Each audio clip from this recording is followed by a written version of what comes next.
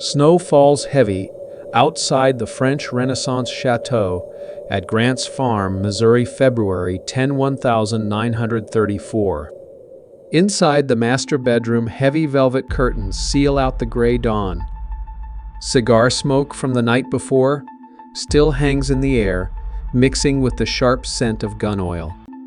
August Anheuser Busch Sur, 68, president of America's largest brewery, lies propped against silk pillows. His face is gaunt. Months of heart disease, gout, and dropsy have carved him hollow pain that no fortune, no matter how vast, could chase away. His chauffeur enters quietly as always, turns on the radio, music to fill the silence. Then a sound that shatters the pearl-handled .32 caliber revolver falls from Bush's hand. Beside him, a short note in careful script: "Goodbye, precious mommy and adorable." The words "precious" and "adorable" are underlined twice, as if to make them the last echo of affection in a life spent building empires. The embroidered sheets carry the weight of what happened. Outside, the Clydesdales stamp in their stables, oblivious. The world keeps turning. This is not the end of a dynasty. This is where the curse begins to show its teeth. If that image lingers with you, the way old money tragedies do, hit like, subscribe, and drop in the comments which family curse hits hardest: the Kennedys, the Bushes, or someone else. Your thoughts keep these stories alive. Adolphus Busch stepped off a ship in New Orleans in 1857. He was 18 years old, pockets, light eyes sharp. A German immigrant from a disciplined family of 22 children, he moved up the Mississippi to St. Louis, clerking on the riverfront docks. He watched cargo flow. He watched cash flow. Opportunity to him smelled like hops and malt. St. Louis, in the 1850s, was a city of immigrants, a brewing capital where German traditions met American appetite. Adolphus didn't have capital. What he had was charm, ambition, and an instinct for leverage. He started by partnering to sell brewing supplies, building relationships with every thirsty German brewer in town. He learned their struggles: spoilage, limited distribution, quality control. He cataloged every problem like a general studying enemy positions. Then came the strategic marriage in 1861, a double wedding with his brother to Eberhard Anheuser's daughters. Lily Anheuser became his wife, his partner, the anchor of everything that followed. The Civil War called. He served the Union, returned, hardened eyes fixed on the future. He joined his father-in-law's struggling E. Anheuser and Company Brewery in 1865, renamed it Anheuser-Busch by 1879. Beer spoiled fast back then. Adolphus refused to accept. He pioneered pasteurization to stabilize it, adapting Louis Pasteur's techniques for mass production. Ice-cooled rail cars for cross-country shipping. Suddenly, St. Louis beer could reach California, Florida, New York without turning to vinegar. In 1876, he crafted Budweiser lighter, crisper bohemian, inspired but branded King. Aggressive American ambition in a bottle. By 1901, over 1 million barrels yearly. Largest in the United States. By 1913, annual production hit 1.6 million barrels. But Adolphus understood something deeper than brewing. He understood theater. He understood that wealth meant nothing if the world didn't see it, didn't feel its weight. Mansions in St. Louis, California, New York. A villa in Langenschwalbach, Germany named Villa Lilly for his wife, where royalty visited, where European aristocracy toasted an immigrant who out-earned them. Lavish gifts to museums, relief funds for German immigrants, sponsorships of civic The Busch name became St. Louis itself. But men like Adolphus don't just crave success. They crave permanence. They crave land that outlasts empires. In 1903, he bought 273 acres of southern Whitehaven land, once farmed by Ulysses S. Grant in the 1800. Grant had built the hardscrabble cabin there with his own hands. Failed crops. Sold firewood on St. Louis streets to survive. lost it all in bankruptcy after the presidency died nearly penniless in 1885. The land carried failure's stain, a president's humiliation soaked into the soil. Adolphus saw it differently. He saw redemption, immigrant triumph on the grave of American discipline. He gifted it to his eldest son, August Busch Sr. As a retreat, a hunting estate, a place to anchor legacy. August Sr. saw a palace. Construction began in 1910, finished in 1913. Cost around $300, roughly $9–10 million in today's money. French Renaissance Revival architecture. Red brick, heavy with limestone, 3 stories over basement. 26 rooms. 14 bathrooms. Inside, Tiffany stained glass windows depicting stags in forest hunts. Lights streaming through colored glass like cathedral worship of wealth. Perforated ceiling in the ballroom letting music drift through every floor. Ornate gunroom lined with trophies from Africa, Alaska, Europe, lions, bears, elk, testimony to dominance over nature itself. Oak, walnut, marble floors, imported from Italy. Remington bronze sculptures of cowboys and native warriors. Every inch screamed, a fortress of success, overlooking the deer park, where a future president's hardship once met an immigrant's triumph. The contrast wasn't accidental. It was the message. August Sr. stepped into the throne when Adolphus passed in 1913 in Germany, body shipped back across the Atlantic, crowds lining St. Louis streets like a fallen king returning home. August ran the brewery through World War I anti-German hate mobs, vandalism threats. Survived by patriotic posturing donations to war bonds, name changes to products. Then came Prohibition in 1920. 13 years of drought. Diversified to survive malt syrup, yeast, ice cream, soft drinks, truck bodies, refrigerated cabinets, kept the factories alive, kept workers employed. When repeal came in 1933, trucks rolled beer again within hours. Budweiser flowed like the Mississippi breaking a dam. Victory. Yet the body betrayed him. The mansion built for triumph became a cage. The mansion's halls, once echoing with German folk songs and champagne toasts, grew quieter after Adolphus passed. August Sr. inherited the throne amid darkening skies. Prohibition's shadow stretched. Survival exacted its toll on flesh and mind. His health crumbled, constant pain, swelling limbs, difficulty breathing. Visibility brought danger. In 1930, his 13-year-old grandson, Adolphus Busch II, was taken at gunpoint from the family compound in broad daylight. Kidnappers demanded ransom. The boy was held for ransom paid quietly. Boy returned shaken, never the same. Wealth painted a target on their backs. The mansion's beauty became a prison of fear. By early 1934, August Sr. negotiated every breath. Pain medication specialist consultations, experimental treatments. The chateau built for permanence became a prison of suffering. He chose the revolver over slow decay. Quick. Final. On his terms. The coroner's jury convened right there in the mansion beside the velvet and silk. Verdict self-inflicted, driven by long illness.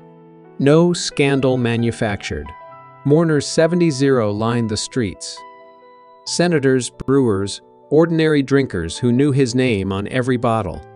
He had insisted on burial within sight of Grant's farm, clinging to the land even in death bones in soil, once walked by President. Widow Alice retreated to the smaller cottage on the property. The big house locked. Opened only for family gatherings, holidays, the occasional celebration. Silence settled over velvet and dust gathered on Tiffany glass. Then, August Gussie Busch Jr. emerged from the wings. Born 1899, raised in privilege, the opposite of his father's methodical. Bold, loud, loved animals, fast cars, beautiful women, spectacle. He was the showman his father never allowed himself to be. During Prohibition, he sold the legal products, charmed buyers, turned survival into performance art. Post-repeal, he orchestrated one of marketing's great coups, 8 Clydesdales pulling a wagon to the White House, delivering the first legal beer to Franklin Roosevelt. Beer was back, and America was celebrating. The Clydesdales became sacred symbols, more powerful than advertising ever bought. He served in the Pentagon during WWII procurement and logistics, returned with his swagger intact and connections deeper. When his brother Adolphus, I passed in 1946, Gussie took the throne unopposed. He was 47 years old, restless, ready to perform. And he performed the empire like Broadway. Bought the St. Louis Cardinals in 1953 for $3.75 million, saved them from relocation to Milwaukee, linked the Busch name to baseball royalty. Busch Stadium became the cathedral. Opened Grant's Farm to the public in 1954, free trams, an animal park that rivaled zoos, a Bavarian Bauernhof courtyard, with timber frames imported from Germany, stork statues perched on roofs for luck and old world. Clydesdales sacred in their climate-controlled stables, groomed like gods. Exotic beasts purchased from across the world, buffalo, zebras, camels, kangaroos, elephants roaming 281 acres, like Noah's Ark, reimagined by wealth. Presidents visited Eisenhower, Kennedy, Johnson. Celebrities toasted under chandeliers. The public glimpsed the fantasy behind the gates and forgave much. Gussie's indiscretions, his temper, his appetite, all softened by generosity and spectacle. But shadows waited beneath. Switzerland, a restaurant in the Alps. Gussie married but estranged, spotted 22-year-old Trudy Buchholzer, a blonde hostess with radiant beauty. Proposed the same night, though technically still married. Courted her across the ocean, letters and telegrams, promises of a life beyond imagining. Divorced his first wife in 1952. Married Trudy at 53 to her 25 age gap, be damned. Trudy reopened the big house like spring after winter. Cleaned the locked rooms, aired out the grief, restored the glamour. Parties revived, harvest festivals, Christmas galas, private dinners with European aristocracy visiting the American Empire. German traditions blended with American dominance. Staff received bonuses that rivaled annual salaries. Champagne rivers flowed through halls that had known only silence. She gave him children late in life, Peter, William, Christina. The youngest Christina, born when Gussie was already in his 60s, became the center of his aging heart. He softened around her, the hard-edged beer baron melting into doting father. Yet grief lurked patient. Christina, 8 years old, center of everything in a car accident. Gone. Just like that. The world kept turning, but Gussie shattered inside. He drank harder, became erratic, paranoid, explosive. Board meetings turned into shouting matches. Trudy endured the storm as long as she could, but by 1978, she filed for divorce. The mansion rang hollow again, staff tiptoeing through halls where rage replaced laughter. Then came betrayal inside the boardroom, the one place he thought sacred. Directors, alarmed by his decline, his drinking, his erratic decisions threatening the company's stability, quietly positioned his son, August Busch III, for succession. A palace coup, bloodless but brutal. In 1975, at 7, Gussie was ousted from the presidency of the company. His grandfather built his father, saved his life, defined by. He retreated to Grant's Farm like an exiled king, wandering halls haunted by ghosts. His father's gunshot, Christina's laughter, Trudy's departure. He remarried in 1981, his secretary Margaret, a woman of strength and silence. She became the first woman on the Anheuser-Busch board, breaking glass ceilings Gussie never acknowledged existed. She died suddenly in 1988. Another loss. Another shadow. Gussie himself passed in 1989, still on the estate, still clutching land like it could anchor him past death. His will was bitter. Eldest son August II, who had taken the throne, received a single golden telegram from generations past, a relic, a symbol but no blessing. The message was clear: you stole the crown. No forgiveness. No peace. But the curse didn't care about forgiveness. It moved through bloodlines like inheritance. The big house still haunted by Gussie's grief. Peter Busch Gussie and Trudy's son, 21 years old, with his friend David Leary, 22. Young men, privileged, reckless. A loaded revolver, casual handling. Tossing it. Playing. Then silence shattered. David Leary's life ended on the bedroom floor, instantly, senselessly. Peter claimed accidental discharge. Tossing the gun on the bed, it went off. But details didn't sit right. Muzzle close to the body. Powder burns inconsistent with the story. Investigators, skeptical but soft, charged with manslaughter. Pleaded guilty. Probation. No jail time. No real consequences. A young life extinguished. Justice feather light. David Leary was buried. His family mourned. Peter later received a profitable Anheuser-Busch distributorship, wealth cushioning the fall. A pattern emerged: undeniable privilege bends justice like gravity bends light. Gussie lived 13 more years after that, but something broke that never mended. August Busch Ivy rose like destiny, unavoidable. Charismatic air. Looks of a movie star, sharp jawline, confident smile eyes that promised adventure. MBA from St. Louis University. Recklessness that wasn't charming but dangerous. Tucson, Arizona. A bar on a Friday night. August, 19 years old, leaves with Michelle Frederick, 22, aspiring model, laughter in her eyes. His Corvette speeds through desert roads, night air, warm stars overhead. A curve on Ina Road, notorious for accidents, sharp and unforgiving. The car flips. Michelle is thrown. Her life ends on that asphalt beneath those stars. August fled the scene. Drove home bleeding, disoriented. No call for help. No attempt to save. Police found him hours later at his family home, injured, claiming amnesia, confusion, shock. Empty beer cans in the car. Signs of alcohol. Witnesses saw him drinking. Lawyers descended like locusts. Fought evidence. Time passed. Toxicology became worthless, too delayed to prove intoxication. Charges declined.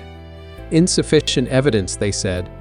The public watched a life vanish into wealth's shadow. Another young woman erased by power's gravitational pull. 2 years later, 1985, another incident. High-speed chase with undercover officers in St. Louis. Arrested. Acquitted. The pattern held. Still, he climbed the company ladder. Shaped marketing campaigns, modern and aggressive. Became CEO in 2006, the last Busch to run the empire his great-great-grandfather built. Fourth generation. Final act. Then came 2000. InBev, Belgian Brazilian brewing conglomerate, launched a hostile takeover bid. $52 billion. August, IV fought like a cornered animal. Press conferences, board meetings, patriotic appeals, American icon, family legacy, 150 years of heritage. But the board, including his own father, August, I calculated cold numbers. Market share, global competition, profit margins. They accepted the offer. Family ownership ended after 156 years. The Busch name stayed on bottles, but control went foreign. August, IV walked away with a fortune but no empire. The throne dismantled. Legacy sold. 2 years later, 2010, another shadow fell. Adrienne Martin, aspiring model, radiant and hopeful, found unresponsive in August Busch IV's Huntley mansion bed. Paramedics called too late. Substances in her system ruled out. Lawsuits filed by her family. Settlements paid quietly. No charges. No trial. Another tragedy. Another soft landing. Questions lingered like smoke. Grant's Farm stands today, gates open to the world. The public sections draw families every year. Kids feed goats in petting zoos, trams roll past the Clydesdales in their sacred stables.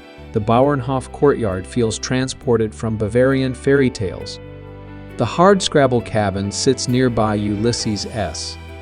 Grant's failure preserved in weathered wood, a reminder that this land has always known both triumph and collapse. The big house remains private, locked away from tours. But it's available for weddings, corporate events. Couples vow beneath ceilings that once heard the sound of finality. Toasts echo in hallways where grief once reigned supreme. Photographers capture smiles in rooms where tragedy once soaked into silk and mahogany. The Tiffany glass still glows when sunlight hits. The gunroom still displays trophies from continents away.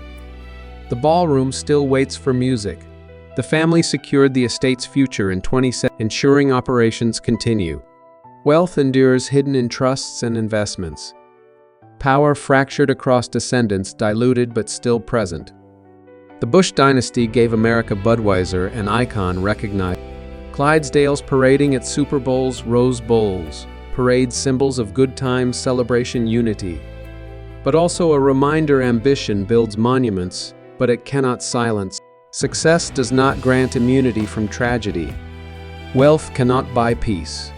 The mansion absorbs a century of contradictions. An immigrant's climb from nothing, a president's ruin, and bankruptcy survival, through prohibition's drought, public generosity masking private collapse.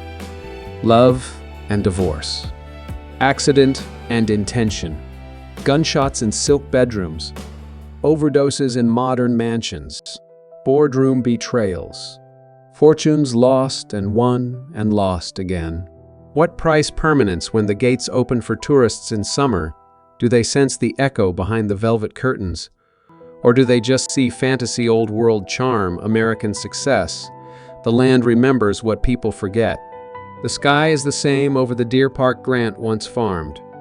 The soil holds bones and secrets. The question hangs in the air, unanswered, unanswerable. Was the crown worth the graves beneath it?